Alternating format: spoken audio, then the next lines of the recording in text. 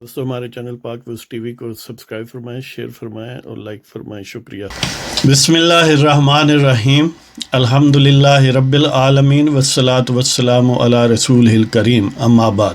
پاک views T V, محمد منشا، السلام علیکم جناب، کیسے ہیں؟ آج کا پروگرام آپ کے سوالات اور ہمارے جوابات پر مبنی ہے۔ بہت سارے دوستوں نے ظاہر سوال بھیجے ہیں، کچھ نے آڈیو، کچھ نے ویڈیو، کچھ نے سمپلی ٹیکسٹ کی صورت میں، تو ظاہر ہے سب کو تو لیا نہیں جا سکتا۔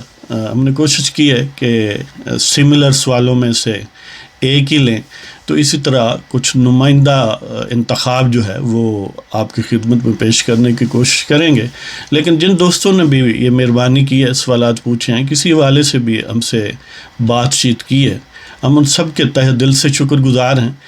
یہ آپ ہی لوگوں کی دلچسپی کی وجہ سے پروگرام کی کامیابی ہے، اور اس سے ہمیں یقیناً حوصلہ ملتا ہے، اور اس سے پروگرام زیادہ دلچسپ بھی ہوتا ہے، جاندار ہوتا ہے، کیونکہ یہ انٹریکشن جو ہے، یہ باہمی تعامل، جو باہمی گفت و شنید ہے، یہی اصل روح ہے کسی بھی ڈسکورس کی۔ تو اس حوالے سے ہم سب کے تہ دل سے شکر گزار۔ السلام علیکم سر، میرا ایک سوال ہے آج کہ خبروں میں، میڈیا میں یہ خبر گرم ہے کہ مقتدر حلقے جو ہیں، قبضہ گروپ، یہ اس حکومت کو اب اس کو پیکنگ کی طرف بھیج رہے ہیں، اس کا عملیہ میٹ کر رہے ہیں، اس کی جگہ کوئی اپنی دوسرے چہرے لے کر آ رہے ہیں، ان ہاؤس تبدیلی لے کر آ رہے ہیں۔ تو یہ کس طرح کی جمہوریت ہے پاکستان میں کہ اگر چینج آرمی کی سرکاری ملازموں نے اوپر کنٹرول کرنا ہے تو پھر وہ کیوں نہیں خود ہی حکومت کے اوپر قبضہ کر لیتے اور آ کے یہ اکار حکومت کو خود ہی چلائیں؟ ایسا کیوں کرتے ہیں؟ پیچھے کیوں بیٹھے ہوئے ہیں چھپ کے؟ یا تو ہونا کہ ان کو پتہ نہ ہو کسی کو کہ یہ پیچھے کون ہے، ڈائریکٹر کون ہے۔ ساری دنیا کو پتہ ہے، تو بچے کو پتہ ہے کہ پاکستان میں سافٹ مارشل ہے۔ تو میرا سوال یہ ہے کہ اتنا عمل دخل ہے، ایون کہ ہائی کورٹ کے جو بینچ بنتے ہیں، سپریم کورٹ کے جو بینچ بنتے ہیں، وہ بینچ تک انہوں نے ایک ISI میں ایک سیل بنایا ہوا ہے کہ اپنے مطلب کے کیسز لگواتے ہیں اور اپنے مطلب کے بینچ بناتے ہیں، جیسا کہ شوکت صدیقی اسلام آباد کے جج نے بھی اپنی آخری سپیچ میں ڈسکلوز کیا تھا۔ تو یہ خود کیوں نہیں حکومت کا جو ہے ساری باغ ڈور سنبھال لیتے؟ اس کا مجھے جواب چاہیے، آپ سے کوئی معلومات چاہیے۔ جی، بٹ صاحب یہ فرماتے ہیں، جیسے کہ آپ نے سن ہی لیا، کہ جب اتنی اوپن مداخلت ہے کہ کچھ ویسے ٹیکنیکلی وہ حکومت کے ملازم ہیں، یعنی جو ہمارے باوردی لوگ ہیں، تو وہ براہ راست کیوں چارج نہیں لے لیتے؟ دیکھیں، گزارش یہ ہے کہ بہت ساری چیزیں آپ انفلوئنس کر سکتے ہیں، کسی پوزیشن پر بیٹھے ہوں، آپ ڈراسٹیکلی انفلوئنس کر سکتے ہیں، بہت حد تک اس پر اثر انداز ہو سکتے ہیں، مثبت انداز میں یا منفی انداز میں، جائز یا ناجائز۔ لیکن جب آپ براہ راست کرنا چاہیں تو وہ پھر ایک بالکل مختلف قسم کی میکینکس جو ہے اس کا سامنا کرنا پڑتا ہے۔ یہی وجہ ہے کہ براہ راست اس طرح یعنی اوپن ہو کے کھل کے مرشلہ لگانا تھوڑا نسبتاً موجودہ دور میں مشکل ہے، خاص طور پر جب مالی مشکلات بہت زیادہ ہوں، اور پاکستان میں تمام تر ناکامیوں، خرابیوں کے باوجود ہمارا معاشرہ جو ہے بہرحال وائبرنٹ ہے۔ ٹھیک ہے، اس میں بہت سارے نقائص ہیں، آئیڈیل نہیں ہے، لیکن اتنا سبمسو نہیں ہے کہ اس کو اس طرح ایزیلی یعنی کنٹرول کر لیا جائے۔ جب بھی ماضی میں ماشاء اللہ والوں نے کوشش کی ہے براہ راست، اس کی مزاحمت ہوئی ہے۔ جب کیموفلائی ہوتا ہے، جب کچھ گیو اینڈ ٹیک سمجھ لیں کہ عوامی نمائندوں کے ساتھ ہوتا ہے، تو ظاہر ہے پھر اس لیول کی مزاحمت ڈیولپ نہیں ہوتی نا، جس طرح یعنی ایک والو ہے کہ ایگزٹ ہے، جب پریشر ریلیز ہو جاتا ہے تو اس سے بہت بڑا کوئی دھماکہ ہونے کا اندیشہ نہیں ہوتا۔ یعنی ایک انٹرنیشنل صورتحال ایسی ہے کہ بین الاقوامی طاقتوں یا اسٹیبلشمنٹ کو اس طرح کی براہ راست مداخلت جو ہے وہ ہضم نہیں ہوتی، باوجود کہ ان کے مفادات اس طرح بیٹر سرو نہیں ہوتے جتنے اس طرح ایک امیلگمیٹڈ، ایک مکسڈ سسٹم میں ہوتے ہیں۔ دوسرا یہی ہے کہ فنانشل ظاہر مشکلات ہیں۔ تیسرا یہ ہے کہ پھر بالکل ڈیفرنٹ قسم کی پولیٹیکل میکینکس آتی ہے، پھر سیاست کا انداز ہی بدل جاتا ہے، پھر کیموفلاج ہو کے جو لوگ پیچھے ہیں پھر سامنے انہیں رسپانسبلٹی لینی پڑتی ہے. ظاہر ہے پھر وہ ناکامی بھی ان کے گلے میں پڑتی ہے، اور عوام کو کیونکہ پھر شبہ نہیں رہتا، وہ چھپے ہوئے نہیں رہتے، تو عوام کو ان کے خلاف موبیلائز کرنا نسبتاً آسان ہوتا ہے. تو یہی وجہ ہے کہ وہ مدد لیتے ہیں لیکن ذمہ داری نہیں لیتے.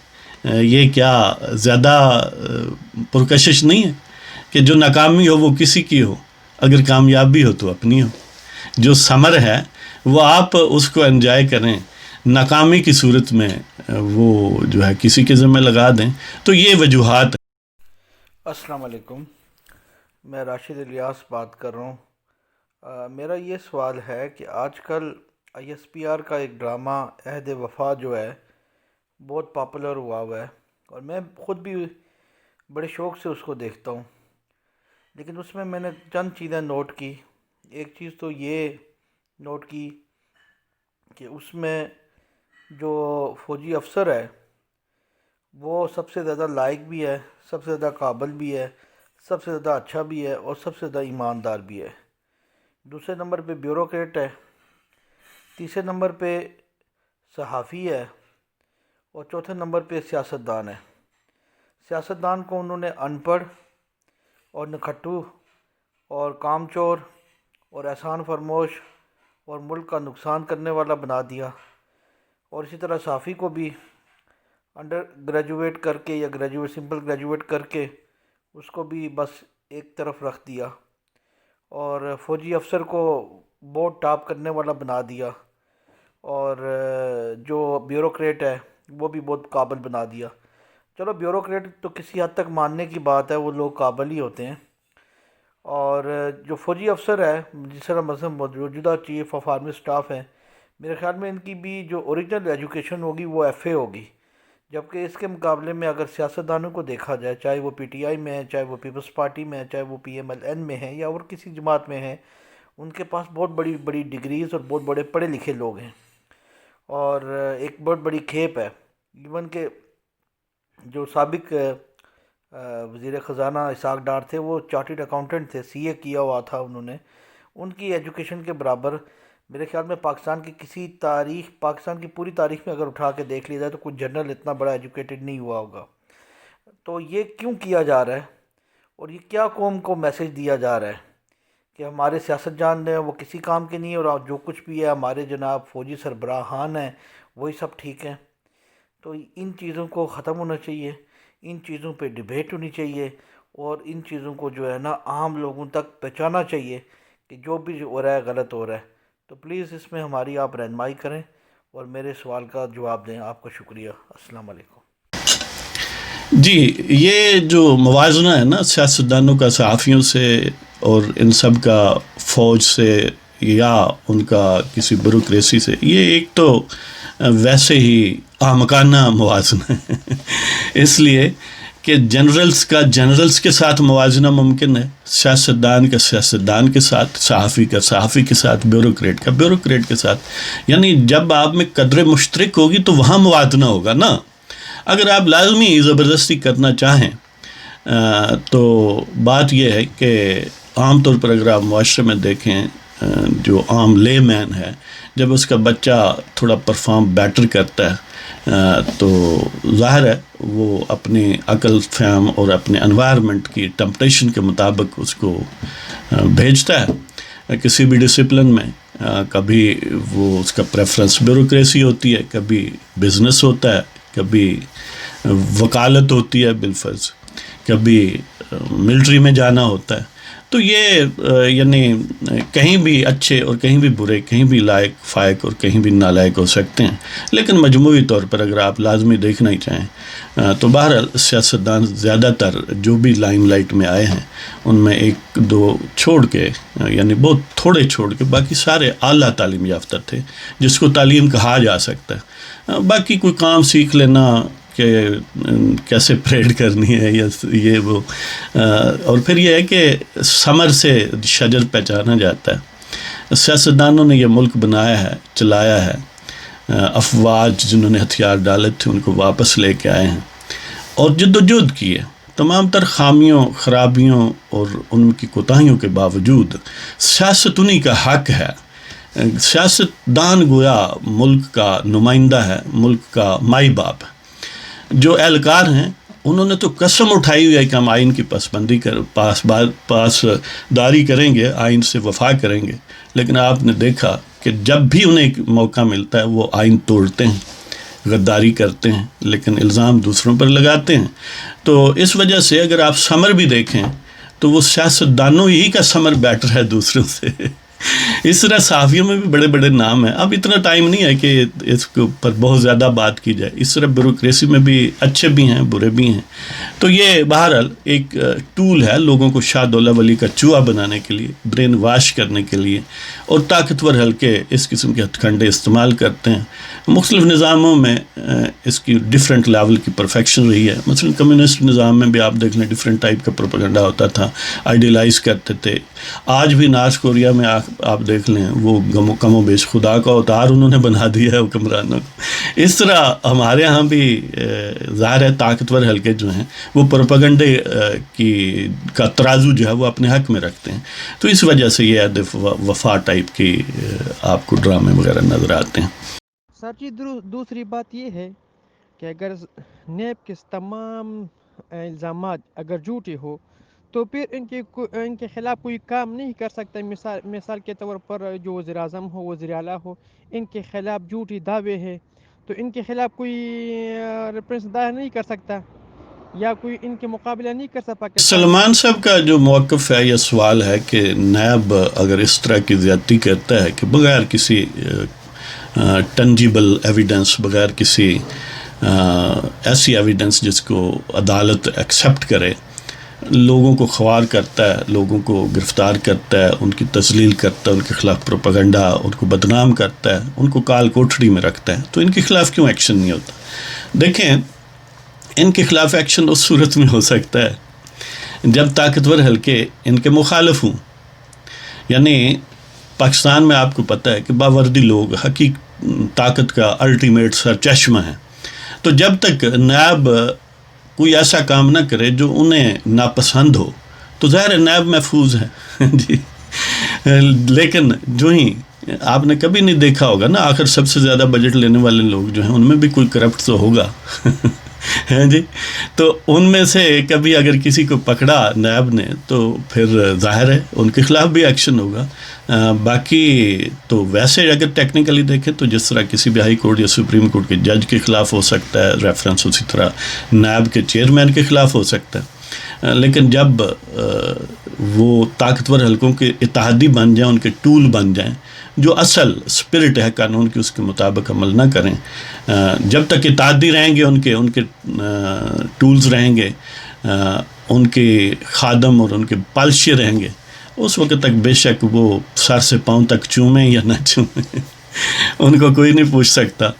لیکن جب ان کے مخالف ہوں گے تو بڑے فرشتہ سیرت بھی ہوں تو پھر بھی وہ صادق و امین نہیں ٹھہرائے جائیں گے، کیونکہ انہوں نے وقت پر روٹی نہیں کھائی انہوں نے اپنے بیٹے سے پیسے نہیں لیے، لہذا وہ صادق و امین نہیں. تو یہ المیہ ہے پاکستان کا. اب اگلا سوال ہے کہ ایک خاتون ہے، وہ پوچھتی ہیں کہ اسلامی صدارتی نظام سنا ہے آ رہا ہے. دیکھیں، ایسی کوئی اسپیسیفک چیز نہیں ہے جس کا نام ہو کہ یہ اسلامی صدارتی نظام ہے. ہاں، پولیٹیکل سسٹمز جو یا سسٹمز آف گورننس ہیں، ان میں ایک کا نام صدارتی نظام بھی ہے، ایک کا نام پارلیمانی نظام ہے، اور بھی ہیں، اور ان کے مکسچر یا ہیبرڈز بھی ہیں. پاکستان میں اگرچہ اس کو ظاہر ہے مختلف ادوار میں مختلف نظام رہے ہیں، صدارتی بھی رہے ہیں، پارلیمانی، اور دونوں کی مختلف حد تک جو آمیزہ ہے وہ بھی رہا ہے. کبھی اس میں صدارتی کنٹینٹ زیادہ ہوا ہے، کبھی پارلیمانی کنٹینٹ زیادہ ہوا ہے. لیکن پاکستان کی تاریخی، سماجی اور وہ جو ایک جغرافیائی حقیقتیں ہیں، اور پاکستان کے سیاستدانوں یا عوام کا جو نفسیاتی ایک تربیت ہوئی ہے، اس والے سے پارلیمانی نظام انہیں زیادہ موزوں لگتا ہے، زیادہ ورکیبل ہے. اس کی ظاہر ہے کالونیل دور میں پریکٹس اسی کی ہوئی ہے کہ برطانیہ یہاں حکمران تھا، برطانیہ میں پارلیمانی نظام ہے، پارلیمانی نظام کا جو سمجھ لیں اسٹینڈرڈ ہے وہ برطانوی نظام ہے، جتنا اس کے قریب ہوگا اس کو کہا جائے گا یہ پارلیمانی نظام ہے یا وزارتی نظام ہے، اس کو دوسرے لفظوں میں وزارتی نظام بھی کہتے ہیں۔ اور صدارتی نظام کا سب سے بڑا مینیفیسٹیشن جو ہے وہ امریکہ کا صدارتی نظام ہے، جتنا اس کے قریب کوئی نظام ہوگا اس کو صدارتی کہا جائے گا۔ تو پاکستان میں اگرچہ بنیادی سٹرکچر اس کا جو اسکیلیٹن ہے، ڈھانچہ ہے، وہ پارلیمانی ہے، لیکن وہ 100% پارلیمانی نہیں ہے، اس میں صدارتی نظام کے بھی فیچرز ہیں، لہٰذا آپ اس کو اسلامی بھی کہہ لیں، جب تک کوئی یعنی آپ یہ بھی کہہ سکتے ہیں کہ پاکستان میں اسلامی پارلیمانی نظام ہے۔ اس لیے اس اگرچہ ظاہر تفصیلات پر بہت ساری باتیں ہو سکتی ہیں، اتنا وقت نہیں ہے، لیکن پاکستان میں اگر آپ کہنا چاہیں تو اسلامی پارلیمانی نظام ہے، اس لیے کہ پاکستان کے آئین میں بہرحال اسلامک پروویژنز موجود ہیں۔ اوور آل یہ کہا گیا ہے کہ قرآن اور سنت یعنی شریعت کے خلاف کوئی قوانین نہیں بنائے جائیں گے، اگر کوئی ہیں تو ان کو نل اینڈ وائڈ قرار دلوایا جا سکتا ہے۔ تو اس حوالے سے صدارتی نظام کو لانا بڑا مشکل پاکستان میں اس وقت کام ہے۔ اس کو لانے کے لیے یا تو کسی ایک پارٹی کو 80-90% اکثریت حاصل ہو جائے اور وہ پھر یہ چاہیں بھی، اور جو وہ پارٹی کے کانسٹیچوئنٹس ہیں جو اس کے MNAs یا جو بھی کرتا درتا ہوں گے وہ اس بات پر کنونسڈ ہوں کہ ہمیں صدارتی چاہیے، یا یہ ہے کہ پھر اسی طرح یعنی فوجی جو ہیں وہ اقتدار سنبھالیں اور آئین کو توڑ موڑ کے اپنی مرضی کے مطابق ڈھال کے کہہ دیں جی اب یہ اسلامی صدارتی ہو گیا، لیکن بہرحال ایسا کوئی امکان نہیں ہے جی۔ صدارتی نظام اگر آپ اسپیسیفک سمجھتے ہیں تو وہ نہیں آ رہا، یہی جو نظام ہے اسی طرح ہی چلے گا، اسی میں جمع تفریق کوئی ٹانکے وغیرہ لگا کے کام چلتا رہے گا۔ تو اس کے آگے افضل حسن صاحب ہیں، وہ کہتے ہیں کہ کیا وجہ ہے کہ پاکستان کے جو قاضی القضاء یا چیف جسٹسز ہیں ان کی نظر کرم پشاور پر کیوں نہیں پڑتی؟